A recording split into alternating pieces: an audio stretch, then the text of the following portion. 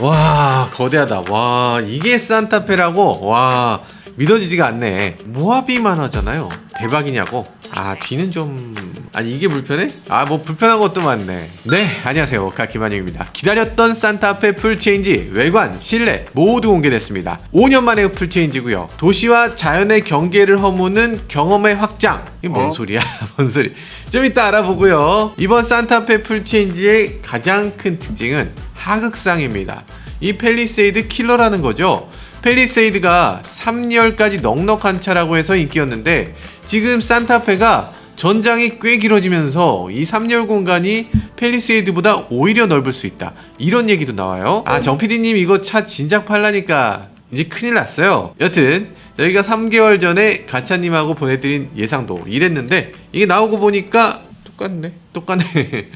뭔가 전에 나왔던 것 같기도 하고 새로움이 조금 적은 거 아닌가 싶기도 하지만 그래도 예상한 대로 이 만족도가 굉장히 높은 자동차로 만들어진 것 같습니다. 그런데 디자인이 너무 확 바뀌었잖아요. 산타페는 미국에서 투싼 바로 다음으로 잘 팔리는 이 베스트셀링 모델인데요. 아반떼보다도 더 많이 팔리는 차거든요. 그런데 디자인을 이렇게 확 바꿔도 괜찮은가, 이런 생각이 듭니다. 뭐 지금까지 있었던 현대차 디자인 그런 것들하고 전혀 다른, 완전히 다른 자동차 회사 같은 느낌이 들어서 아주 신기합니다. 그리고 어떤 부분을 보면 아, 요건 조금 이상한데, 이런 느낌 자꾸만 갸우뚱하면서 또 보게 되고 자꾸만 다시 보게 만들어요. 아, 이게 디자이너가 의도한 건가? 여튼 오늘 공개된 산타페 조금 자세히 살펴보시죠. 자, 일단 외관 보시죠. 외관은 완전히 거대한 박스의 느낌입니다. 이전 산타페는 이런 식으로 생겼고 이번 산타페는 이런 느낌이에요. 와, 놀랍죠? 이게 같은 차 맞나? 이전 산타페에서 이어받은 건 이름밖에 없죠. 외관을 봤을 때 뭐 헤리티지랄까? 이런 거 완전히 끊어내버리고 이 차는 완전히 거대한 차, 완전히 새로운 차라는 걸 한껏 강조하고 있습니다. 특히 여기 보닛을 보면 굉장히 높아요. 시작점도 높은데 끝점도 높아. 굉장히 높아서 차가 거대해 보이고요. 강인한 느낌이, 이게 마치 기아 모하비를 떠올리게 하는 그런 느낌. 상남자의 자동차로 완전히 바뀌었네요. 전체 비율이 아주 좋습니다. 아마 실제로 여러분들 보시면 크기가 어마어마하게 커서 더 놀라실 겁니다. 이 H 모양의 DRL이 가장 인상적이고요. 일자 램프가 정면 이미지를 완전히 사로잡잖아요. 그러다 보니까 이게 너무 선명해서 다른 부분은 눈에 들어오지 않을 정도죠. 전체적으로 보면 선이 큼직큼직하고 현대 H를 적극적으로 사용했어요. 잘 보면 헤드램프 그리고 중간 램프 요게 H다, 요거까지는 알겠는데 요 범퍼 하단에 보면 요것도 바디색으로 H 모양입니다.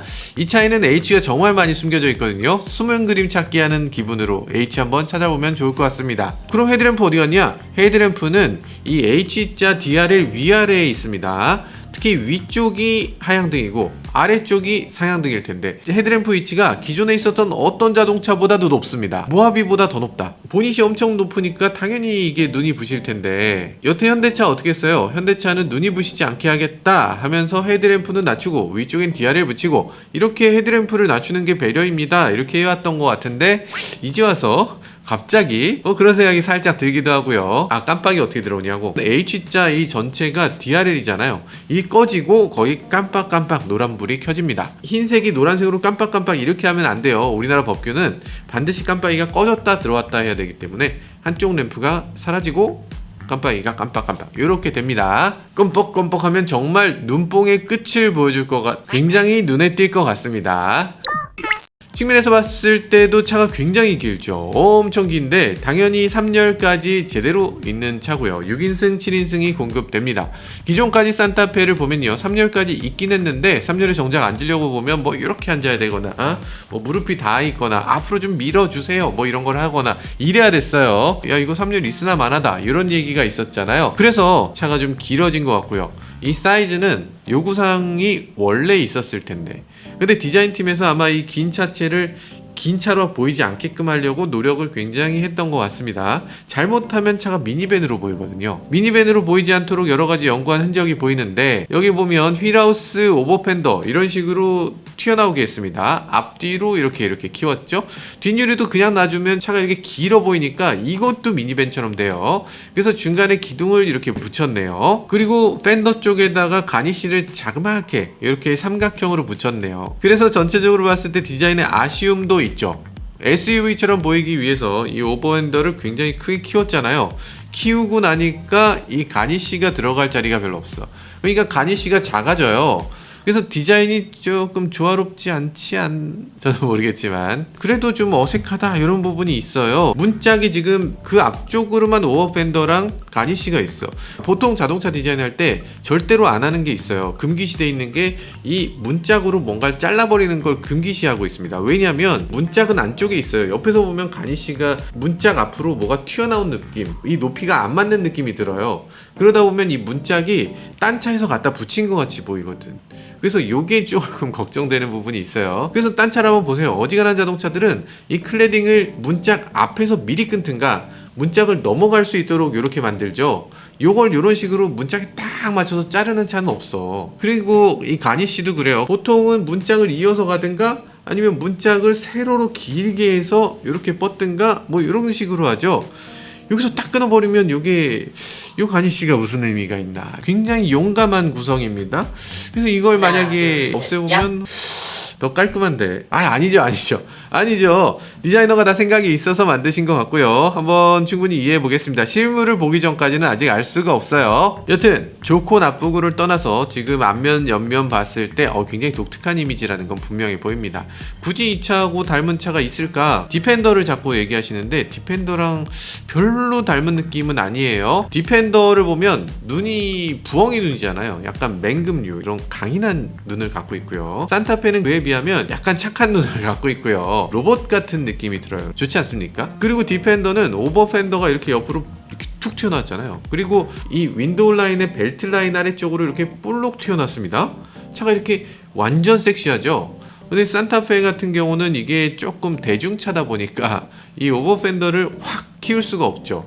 그러다 보니까 여기서 조금 튀어나와야 되는데 조금 튀어나오면 오버펜더 느낌이 안 나잖아. 그러니까 여기다가 엣지를 안쪽으로 집어넣고 다시 밖으로 꺼낸 거예요. 그래서 들어갔다 나오는 형태. 야, 이거 어쩔 수 없었구나 싶은 생각이 들어요. 게다가 이 팔각형 느낌을 쓰고 있는데 보통 이제 넥서스 GX 같은 거 보면 팔각형 클래딩을 쓰잖아요. 실제로 휠하우스도 팔각형이거든요. 이 산타페는 오버펜더 부분, 이렇게 튀어나온 부분은 팔각형인데 안쪽에 실제로 파여있는 부분, 이 부분은 동그라미입니다. 사진으로 보면 이 팔각형 부분도 검정에 가깝게 이렇게 처리를 했는데 여기 실제로 보면 이게 검정이 검정으로 보이지 않고 회색으로 보이거든요. 그래서 이게 휠하우스 부분이 딱 도드라져 보일 텐데 요거 팔각형에 딱 동그란 게 있을 때 요거 좀 선이 어색하게 느껴지지 않을까 그런 생각이 들어요. 생각해보면 요 각이 져 있는 휠하우스는 보통 오프로드 전용차들 뭐 랭글러 같은 차들이 그렇게 각이 져 있습니다. 도시명 SUV들은 동그랗죠. 이번 산타페는 도시명이면서 오프로드도 간다. 이 양쪽을 두루 만족시키겠다는 의지가 있기 때문에 이렇게 두 가지를 한 차에 집어넣은 것 같다는 생각이 들기도 합니다. 물론 이렇게 동그랗게 했을 때 공력 성능이 좋아지는 것도 물론이고요. 전면을 조금만 더 세부적으로 볼까요? 전면 램프 하단부로 조금 내려와 보면요, 여기 검정색 공간이 있는 거, 요거에 대해서 많이 궁금해 하시는 것 같아요. 여기 판이 양쪽으로 있는 거 뭘까? 액티브 에어 플랩이라고 하는 기능입니다. 그러니까 이게 평소에는 닫혀 있다가 열을 식혀야 되는 경우에 열리는 거죠. 자, 그래서 사진에도 보면 이 차는 이게 닫혀 있고 이 차는 여기 열려 있죠. 이렇게 차이가 있습니다. 공기를 더 빨아들여야 되는 경우, 좀 냉각을 시켜야 되는 경우에 이렇게 열어준다는 겁니다. 닫으면 좋은 점 두 가지가 좋죠. 하나는 이 내연기관 자동차라는 건 열이 어느 정도 올라 있어야 제트 성능을 냅니다. 빠르게 열을 올릴 수 있도록, 그래서 연비가 더 좋아지도록 하는 역할 하나가 있고요. 또 하나는 이 정속 주행할 때 공기가 많이 필요하지 않은 경우는 이걸 닫아서 공기 역학 성능을 더 좋게 하는 효과도 있어요. 자, 그런 게 있고요. 아래쪽에 보면 레이더가 마련되어 있네요. 이거 보면 어댑티브 크루즈 잘 될 것이다 이런 느낌이 들고요. 앞유리 부분 보면 여기 이렇게 넓은 카메라 위치가 있는 것이 보여요. HDA2를 지원하는 게 보여지네요. 그러니까 어댑티브 크루즈도 훨씬 더 좋고, 깜빡이 켜면 그쪽으로 이동하고, 그리고 후측방에 차가 있는지 전측방에 차가 있는지를 레이더를 가지고서 확인해 준다, 이런 걸 알 수 있고요. 그리고 분명히 핸들에 손을 대기만 해도 알아서 인식해주는 센싱 핸들 센서가 분명히 자리 잡고 있겠죠. 정전식 센서를 가지고 있어서 손 잡고 있는데 계속 핸들 잡으세요, 이런 얘기 나오지 않겠죠. 그런 생각이 들고요. 그리고 전면 그릴도 디테일하게 보면요, 여기 램프 위아래로 보면 그릴 형상이, 이거 어디서 많이 본 건데 그랜저랑 똑같네요. 그랜저하고 똑같은 패턴이 있어요. 굳이 그랜저하고 패턴까지 똑같이 할 필요가 있나? 나 그랜저급의 차야 라는 얘기는 가격도 그랜저야, 이런 느낌으로. 아, 가격이 그랜저인가? 야, 그 의미인가 싶은 생각이 들어요. 아, 산타페 가격 만만치 않을 것 같고요. 휠은 굉장히 멋지네요. 야, 휠이 지금 두 가지가 공개됐는데 둘 다 무려 21인치 휠입니다. 으아, 우리나라 자동차가 21인치가 달려 나오는 때가 됐습니다. 기존 산타페, 그랜저 다 20인치가 최고 크기였어요. 휠 디자인도 멋지죠? 이렇게, 와, 이건 뭐 무슨 만솔입니까? 와. 근데 문제는 이 주변에 휠하우스 꾸밈이 너무 크니까 상대적으로 타이어가 좀 작아 보이는 역할을 하는 것 같아요.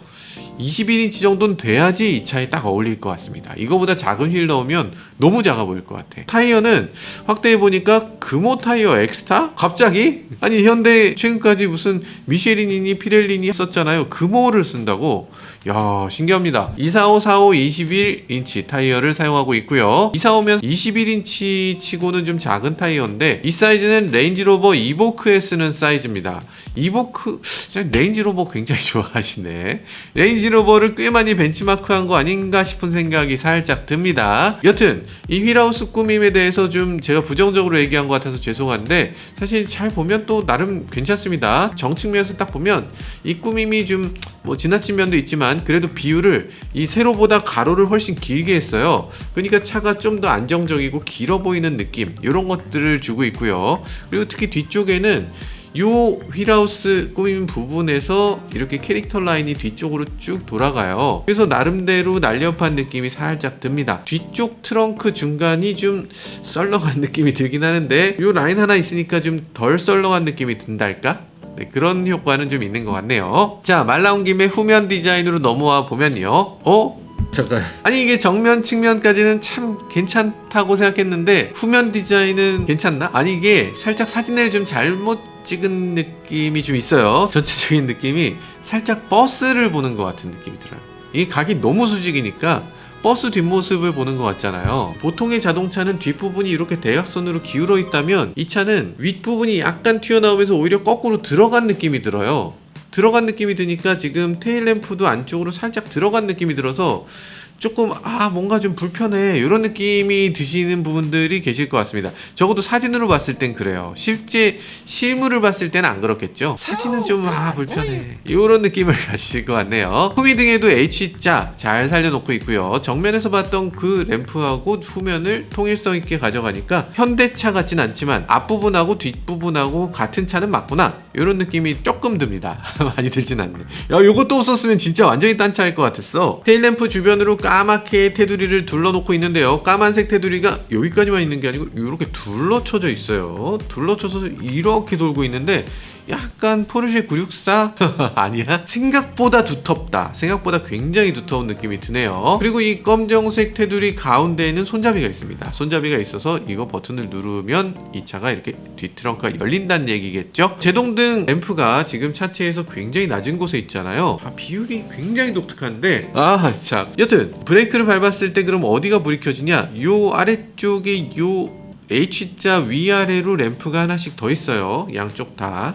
그래서 그 램프가 또 켜진다, 요 얘기인데 그동안 이제 인터넷에서 소비자들이 이 램프가 낮아지는 거에 대해서 계속 불만을 얘기했었잖아요. 특히 깜빡이가 낮아지는 거 불만이라고 했는데 저는 뭐 깜빡이 낮아지는 거 그렇게 문제라고 생각되지 않았습니다. 사실 뭐 깜빡이라는 게 차가 막 달리다가 옆으로 들어오겠다, 이런 경우에 보는 거잖아요. 그럼 좀 멀찌감치서 들어오는 거니까 뭐 당연히 피할 수 있지. 만약에 내가 바로 뒤에 있는데 얘가 깜빡이를 켜고 바로 뒤로 이렇게 들어온다, 이러면 안 되죠. 애초에 그건 잘못이기 때문에 깜빡이를 못 볼 일은 별로 없다, 낮아도 된다, 그렇게 생각했는데 브레이크 등은 좀 얘기가 다르죠. 브레이크 등이 낮으면 앞차가 제동한 걸 뒷차가 못 보잖아요. 차가 이렇게 가다서다 이런 경우에 앞차랑 딱 붙어서 가는 경우도 있는데 그러면 앞차 브레이크 못 보면 들이받을 수도 있잖아. 살짝 걱정스럽습니다. 쉐보레 볼트 EUV 같은 경우에 브레이크 등이 제동등보다 더 낮아요. 그래서 그게 너무 낮아서 저는 좀 이건 좀 문제 있다, 이렇게 말씀드렸던 것 같은데 그렇게 낮은 건 아닌데 그래도 상당히 낮은 편, 지금까지 있던 현대 기아차 중에 가장 낮은 편인 것 같습니다. 물론 뭐 위에 하이 포지션 스톱 램프 있으니까 그거 보시면 되겠네, 에이 그거 보면 되지. 네, 그런 생각이 안 들어요. 제동등이 조금 높았으면 좋겠어요. 새로였으면 좋겠다. 뭐 일리 있는 말씀이신데요. 테일램프 보면 빨간색 이게 햇빛을 받아서 빨강인지 실제로 빨강인지를 알 수가 없네요. 빨간색으로 만들 이유가 1도 없잖아요. 검정색이면 그래도 이게 한 덩어리로 보이니까 조금 일관성 있어 보이는데 빨간색은 진짜 생뚱맞거든요. 진짜 옛날 차 같아요. 이건 좀 이상해요. 자, 깜빡이 위치는 그럼 어디냐? 깜빡이는 더 낮아졌어요. 범퍼에 붙어 있는데 바퀴 한 중간쯤에 깜빡이가 있는 거거든요. 이렇게 낮아도 되나? 사람들이 정말 싫어하는데 굳이 이렇게 낮게 하는 이유는 뭘까? 소비자들하고 싸우자는 건가? 그렇지만 이 차는 깜빡이가 낮은 이유가 있습니다. 이 트렁크를 열고 나면 이 램프가 다 올라가 버려요. 깜빡이를 볼 수가 없잖아. 그러니까 깜빡이를 볼 수 있도록 아래쪽에 램프가 더 있는 겁니다. 일리는 있죠. 열리면 그 안에다 램프 또 넣어주면 돼? 뭐 그런 것도 있죠. 후진등 같은 경우는 완전 바닥에 있습니다. 후진등은 지금 머플러 높이에 있어요. 머플러 높이에 있어서 아마 후진등은 지금까지 있는 모든 차 중에 가장 낮은 정도. 이렇게 낮은 위치에 있으면 좋은 점은 뭘까? 좋은 점은 바닥에다 가이드램프 켤 수 있고요. 근데 이 차에는 없는 것 같죠? 없더라도 후진을 했을 때 뒤쪽에 뭐 장애물 같은 게 있는 것들을 후방 카메라에 잘 보이게 보여줄 수 있어요. 그래서 울퉁불퉁한 게 있으면 여기 울퉁불퉁한 거 있다 이렇게 바로 보여주니까 그만큼 뒤쪽에 위험한 요소들을 잘 피할 수 있다. 이런 점에서 낮으면 좋은 것 같아요. 머플러는 근데 양쪽으로 좀 해줬으면 좀 좋았을 것 같은데 2.5 터보인데 2.5 터보면은 몇 마력이에요? 280마력짜리 차인데 머플러 양쪽으로 좀 달아주지. 아예 없애든가 양쪽으로 달든가 이렇게 해주지. 이걸 한쪽만 달아주는 거는 좀 섭섭하네. 고성능 모델을 굳이 산 사람인데 굳이 한쪽만 이렇게 한다는 것도 좀 섭섭하네요. 그리고 뒤쪽에 이제 산타페라는 글씨가 보이네요. 그리고 그 위에 이렇게 접어놨는데 접어놓은 홈이 굉장히 클래식합니다. 옛날에 많이 유행하던 그런 느낌을 여기다 주고 있어요. 클래식한 것을 현대적으로 재해석한 것 같은 느낌이 들죠. 그리고 위쪽에 현대 엠블럼 그리고 아래쪽에 산타페 이렇게 새겨져 있습니다. 둘 다 있으니까 좀 너무 정확한 위치에 정확하게 있으니까 굉장히 무뚝뚝하게 느껴져요. 너무 정직한 느낌이 들어요. 말하면서도 참 죄송스럽습니다. 옆에 있으면 이거 왜 이렇게 옆에 있어요? 이거 밑에 있어요? 왜 이렇게 밑에 있어요? 이렇게 얘기하는 것 같은데 저는 이유를 모르지만 이 어색하게 느끼는 사람들이 어쨌든 좀 계신 것 같아요. 산타페 글씨가 어색하다고? 왜 어색한지 알아요? 산타 한 칸 띄고 페를 했잖아요. 아니 띄어쓰기 여기서 띄어쓰기를 하는 거는 저는 태어나서 처음 봤어. 이렇게 글씨를 썼는데 거기 띄어쓰기를 한다. 왜 굳이 띄어쓰기를 해야 되지? 어색하게 느끼실 것 같아요. 지명 산타페는 이렇게 띄어쓰는 게 맞지만 우린 지명 산타페가 아니라 차 이름이 그냥 산타페라는 차야 이렇게 얘기하면 되잖아. 새로운 단어야 이렇게 얘기하면 되는 건데 굳이 이렇게 띄어쓰기를 한다고? 약간 이해하기 좀 어렵습니다. 이 불편함을 좀 줄이기 위해서라도 해결 좀 해주시면 좋겠어요. 이거 두고두고 말 나옵니다. 자, 그리고 뒤편을 보시면요, 가장 중요한 부분, 이 차의 가장 핵심적인 부분이 드디어 나옵니다. 뭘까? 후면 도어입니다. 이 도어가 이 차의 가장 핵심이라고 할 수 있어요. 지금까지 나온 SUV 중에 가장 큰 도어를 갖고 있는 게 특징입니다. 지금 디자인이 굉장히 독특하다고 느끼신 분들 계실 것 같은데요. 이 힌지를 보면 보통의 자동차의 힌지는 이렇게 도어가 이렇게 생기고 힌지가 여기 달려 있어요. 이 도어가 열릴 때도 더 뒤로 공간이 많이 필요하기도 하고, 그런데 힌지를 이 차는 더 앞으로 당겨왔죠. 그러니까 도어가 열렸을 때 위쪽으로 공간이 훨씬 더 크게 나온다 라는 거고요. 가장자리 파팅도 보통 차는 안쪽으로 이렇게 잘라 놓는데 이전 산타페만 해도 이렇게 안쪽으로 잘리잖아요. 근데 그걸 끝까지 확장시켜서 메인 가장자리에서 잘리게끔 이렇게 만들었습니다. 뒤쪽의 개방을 엄청 크게 가져가겠다 라는 거죠. 뒤쪽 편을 위해서 새롭게 개발한 부분이 많구나 이런 느낌이 들어요. 근데 이건 이유가 좀 있습니다. 여기 사진 보시면요, 뒷편을 열고서 여기에 책상 놓고서 일하는 건지 뭐 노는 건지 이렇게 하시는 분 모습을 보여주고 있죠. 후면 개방감을 극대화시키겠다, 그래서 자연과 이 차 실내를 연결시키겠다라는 게 이 디자인 목표였던 것 같습니다. 뭐 어쨌든 목표를 어느 정도 달성한 것 같은 점 뭐 참 대단합니다. 후면 게이트가 이렇게 열리면 이 게이트 자체가 엄청나게 크잖아요. 그래서 이게 처마가 된다는 큰 장점이 있어요. 캠핑을 만약에 가시면 캠핑에서 제일 중요한 건 어닝인데요. 어닝을 펼치면 그 밑에서 의자라도 놓고 뭐 테이블 놓고 거기서 뭐라도 먹고 하잖아요. 그늘도 생기고 비가 와도 비도 어느 정도 막을 수 있고 이런 장점이 있으니까. 그래서 이렇게 뒤트렁크를 열면 천장이 되게 하겠다라는 게 개발 목표인데, 근데 스타렉스를 몰아보신 분들 아시겠지만 지하주차장에서 힘들어합니다. 지하주차장 주차장에서 주차하고 나면 트렁크 열 때 삐삐삐 하면서 뒤에 벽을 갖다 박아요. 대부분 갖다 박습니다. 한 번쯤은 실수하실걸? 트렁크를 열 수가 없습니다. 트렁크를 열려면 차를 빼야 돼. 그러니까 트렁크를 이렇게 위아래로 길게 만들면 뒤쪽으로 공간이 엄청 많이 필요해요. 잘못하면 뒤에 주차되어 있는 차를 때릴 수도 있습니다. 그러면 한번 생각해 봐야죠. 이게 여닫는 일이 도심에서 더 많이 일어나나 야외에서 더 많이 일어나나, 이런 거 생각해 봐야죠. 물론 야외를 생각한다고 해도 레인지로버 같은 차 보면 이렇게 클램쉘로 위아래가 쫙 열리잖아요. 이런 것처럼 신경을 좀 써줬으면 어땠을까, 그런 생각이 듭니다. 레인지로버는 엄청 비싸다고? 레인지로버 엄청 비싸지. 근데 옛날 QM5도 클램쉘이었어요. 클램쉘이 뭐 그렇게까지 엄청난 것도 아니야. 적어도 이렇게 크게 만들 거였으면 그런 것도 고려해야 되지 않았을까 싶은 생각이 듭니다. 전체적으로 후면 디자인은 여러 가지로 너무 아쉽다, 이런 생각이 드네요. 자, 그럼 실내로 넘어가 보죠. 실내는 몇몇 요소가 아주 마음에 듭니다. 지금 봤을 때 어우야, 일단 디스플레이 굉장히 마음에 들어요. 이렇게 쭉 이어져 있고 아래쪽에 램프를 켜고 있어요. 그래서 디스플레이가 마치 이렇게 공중에 떠 있는 것처럼. 게다가 커브드네요. 커브드여서 오른쪽 끝도 손에 잘 닿을 수 있을 것 같아요. 운전석 계기판, 그리고 옆에 센터 디스플레이, 요게 하나의 덩어리로 이어져 있는데, 그런데 요 사이에 경계도 굉장히 얇고 이 테두리에 지금 베젤도 굉장히 얇은 걸로 그려져 있거든요. 12.3인치, 12.3인치가 달려있다고 하고요. 일단 베젤이 얇은 게 굉장히 마음에 드네요. BMW처럼 아주 세련된 느낌을 주고 있습니다. 그리고 송풍구 주변도 여기 이렇게 작게 있는데 그 사이를 마치 옛날 한옥의 문틀처럼 이런 느낌을 주면서 이 차의 특유의 H자를 형상화하는 그런 모습도 보여져요. 굉장히 세련되게 구성을 해놓고 있네요. 그리고 여기 보면 글로브 박스가 두 개 자리 잡고 있는데, 아래쪽에 글로브 박스는 뭐 요 밑에 당연히 있고요. 그리고 그 위에 살짝 뭔가 놓을 수 있는 공간을 제공하고 있어요.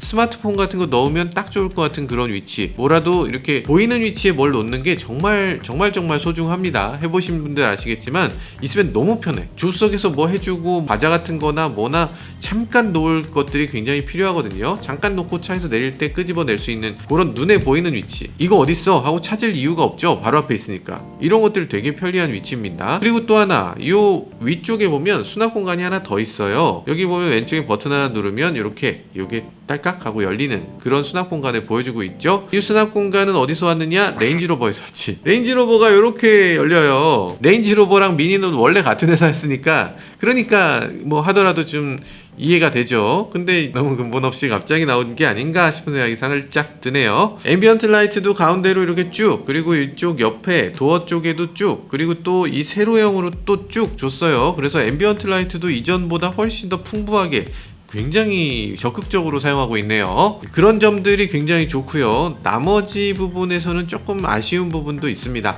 일단 플라스틱 느낌이 많이 나는 부분들이 있어요. 다른 부분은 모르겠는데 공조장치 윗부분에 이 부분이 우리가 소나타에서 봤던 그 패턴이거든요. 이건 누가 봐도 장판이잖아요. 그냥 장판 같은 걸 차 안에다 이렇게 깔아놓으면 어떡해요. 이거 반드시 얘기가 나올 거고, 소나타 페이스리프트 때도 사람들이 그렇게 많이 지적했는데 여기 그냥 들어있는 게 너무 이상합니다. 이제 좀 바꿔줄 때 되지 않았나? 살짝 그런 생각이 들고요. 그리고 무선 충전 패드가 있는 요 부위, 요 부위도 플라스틱 느낌이 너무 나서 요 버튼들, 굳이 필요하지 않은 버튼을 굳이 이렇게 물리적으로 넣는 이유를 잘 모르겠어요. 요게 무슨 기능을 하는 버튼이냐면, 버튼을 눌렀을 때 한 번 누르면 충전, 한 번 더 누르면 이 차의 카플레이라든지 이런 걸로 USB 연결이 되는 거예요. 그러면 요 버튼이 필요한가? 나는 필요한데요 하는 댓글들이 항상 달립니다. 그러면 현대차 말고 이걸 어디서 보셨어요? 스마트폰을 연결하는 모든 장치 중에 물리적으로 이걸 두 가지로 기능할 수 있게 하는 장치 있어요? 노트북에 있습니까? 뭐 무선 충전기에 있어요? 뭐 딴 데는 없잖아요. 아무 데도 없는데 왜 현대기아만 이 버튼이 필요한지 모르겠어요. 그리고 여러분들은 왜 이게 필요하다고 하시는지 모르겠어요. 이거 노트북에다 꽂았을 때 물어보잖아요. 핸드폰 연결할까요? 하고 물어보잖아요. 네, 누르면 그때부터는 연결되잖아. 그렇게 하면 되지. 이만한 화면이 있는데 화면에다가 예 아니요 누르면 되지. 그걸 왜 물리적으로 따로 또 버튼을 만들죠? 그렇게 하면 물리 버튼 다 그냥 놔두지. 굳이 왜 화면에 버튼이 있는 거야? 평소에 한번 쓸까 말까한 기능 하나 때문에 물리 버튼을 굳이 또 만들어 놓는 거, 이거 아주 묘한 거 아닙니까? 자, 그래도 좋은 점이 있습니다. 여기 무선 충전 패드 이제 2개가 들어가네요. 드디어 와, 현대차 중에서 산타페가 처음이죠. 얼마나 자주 제가 이거 해달라고 그렇게 말씀드렸던 것 같은데 해주셔서 참 감사합니다. 제가 해달라고 해서 해주신 건 아니겠지만 어쨌든 생각한 방향이 같으셔서 참 감사해요. 자, 그리고 충전하면서도 어딘가 쑥 들어가는 게 아니라 충전하는 모습을 힐끗 볼 수 있게 해준다는 거, 이것도 저는 되게 좋게 봅니다. 아니, 핸드폰을 숨겨놓으면 그거 찾다가 사고 나요. 그러니까 그거 하지 말고 그냥 보였으면 좋겠어.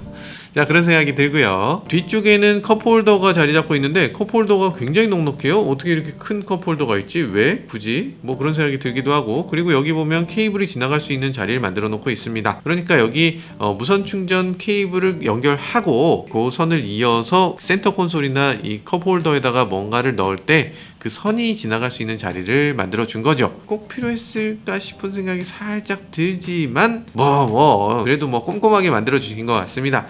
자, 그런 생각이 들고요. 그리고 아래쪽으로 수납 공간이 더 있어요. 와, 이 차 수납 공간이 상당히 많네요. 도어 포켓 쪽에도 수납 공간이 꽤 큽니다. 그래서 1.5리터 같은 거 그냥 쑥 들어갈 것 같은 그런 넉넉한 공간을 보여주고요. 자, 이 정도 수납 공간이 돼야 돼요. 요즘 들어서 현대기아차들 수납 공간이 좀 부족하다 이런 얘기 들어왔었는데 이제 됐냐 하는 식으로 정말 원 없이 수납 공간을 많이 만들어줬습니다. 수납 공간이 이렇게 많아질 수 있는 이유 중에 하나는 기어 시프터 덕분입니다. 그 전에 버튼식 기어 시프터 사용하던 그거 없어졌죠. 그러니까 여기 공간이 나오는 거예요. 그 시프터는 핸들 칼럼 쪽으로 갔습니다. 앞뒤로 이렇게 돌리는 형식으로 바뀌었네요. 사운드 시스템은 지금 보스 사운드 시스템을 사용하고 있고요. 인테리어 컬러는 기존까지는 갈색, 검정색, 흰색 이렇게 세 가지가 있었는데 지금은 올리브랑 흰색의 투톤 인테리어만 공개가 됐네요. 이거 인테리어 좀 더 볼 수 있으면 좋겠는데 지금 굉장히 밝고 쾌적하고 자동차가 아니라 가정집 같고 그런 느낌이 들게끔 인테리어 컬러를 잘 조화시킨 것 같습니다. 이전에 비해서 훨씬 더 밝은 분위기의 차로 보여져요. 파워트레인은 오늘 공개되지 않았는데요. 환경부 인증을 받았으니까 파워트레인을 대충 알 수 있어요. 캔시스 환경부 홈페이지를 보면요, 엔진이 디젤이 없습니까? 이번 산타페는 놀랍게도 SUV인데 디젤이 없는 SUV가 됐습니다. 박수 칠 일인가? 디젤이 완전히 사라지는 이유, 인기가 없기 때문이겠죠. 산타페 올해 13,000대 정도를 팔았는데요. 그 중에서 디젤 판매량 1,900대입니다. 그러니까 디젤은 그만큼 인기가 사그라들었다는 거예요. 게다가 디젤 규제도 점점 심해지고 앞으로 현대차 입장에서는 이 디젤에 대해서 계속 이걸 챙기느니 그냥 없애버리는 게 오히려 경제적이다 라고 생각할 수 있을 것 같습니다. 지금 새로 나오는 산타페 이제 보면 가솔린, 하이브리드 이렇게 두 가지로만 국내에 나온다고 하는데요.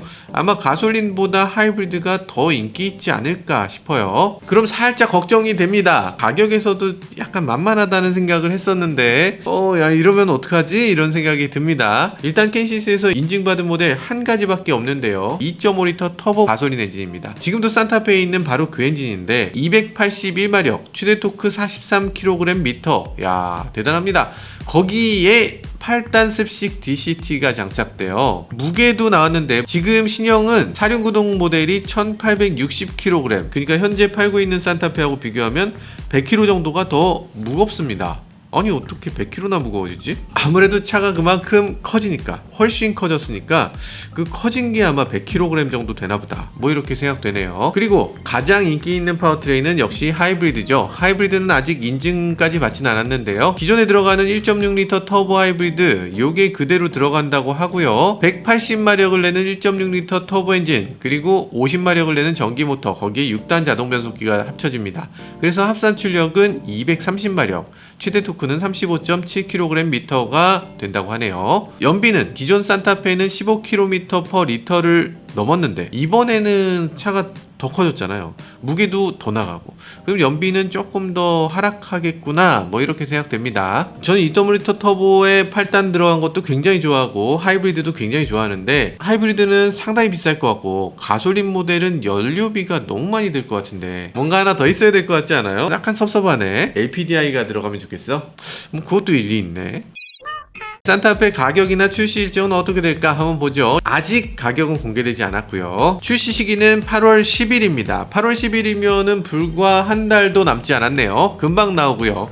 가격은 어느 정도 될까? 미루어 짐작할 수는 있겠죠. 지금 가격 보면 2.5L 터보가 3,277만원, 1.6L 하이브리드가 3,710만원입니다. 그러면서 옵션을 다 붙이면 가솔린이 4,640만원, 하이브리드는 5,066만원. 산타페인데? 아니, 산타페 가격이 5,066만원까지 가더라고요. 그랜저가 요번에 신모델 나오면서 기존 대비 500만원 인상됐거든요. 그러면 산타페도 기존 대비 500만원 인상되면 5,566만원? 테슬라 모델 Y 대란이라고 하잖아요. 스탠다드가 5,699만원에 보조금 받으면 한 5천만원에 살 수 있다고 하잖아요. 그러면 지금 모델 Y하고 비교했을 때 700만원 더 비싸면 이거 쉽지 않습니다. 에이, 설마 그렇게까지 인상되진 않겠죠.